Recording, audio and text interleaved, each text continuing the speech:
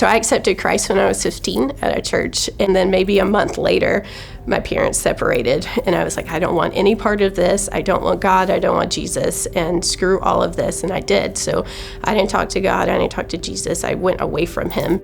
I would start doing just really anything that could get me high: cocaine, pills. Pills were my favorite because it was the easiest thing to get.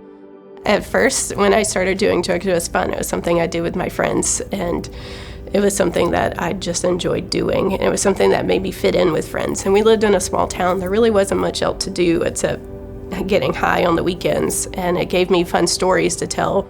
For me, it wasn't as much as wanting to shoot up or wanting to get a certain drug versus just getting high, period. So I wanted that escape. I wanted that moment where I didn't have to think or feel, and I could just escape the world and be in my own little bubble that no one else was in.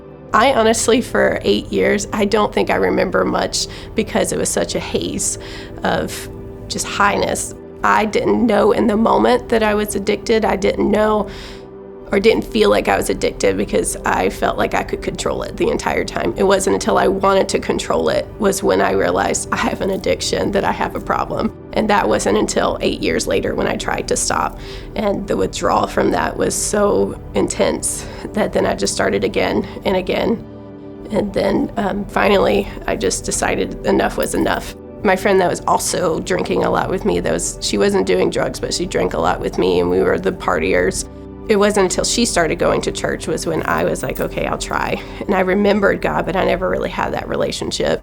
Then once I started going, I started to have people around me that held me accountable. They didn't know, but it was the fact that someone else, they loved me, they cared for me. That's when I started to go. I was in such this funnel of shame that I couldn't get out of it, that I would wake up and feel like, oh, why did I do that? How could you do that, Christina? I just felt dirty too. I just felt like there was this something I couldn't wash away. For me, that helps me is 1, knowing God's word, 2, practicing God's word, but also taking care of me, taking care of my body, taking care of making sure there's people around me that can love me, that I can talk to, that helps me when I start feeling like I need to do it again. 8 years on, I still have to remember to center myself with Jesus every single day.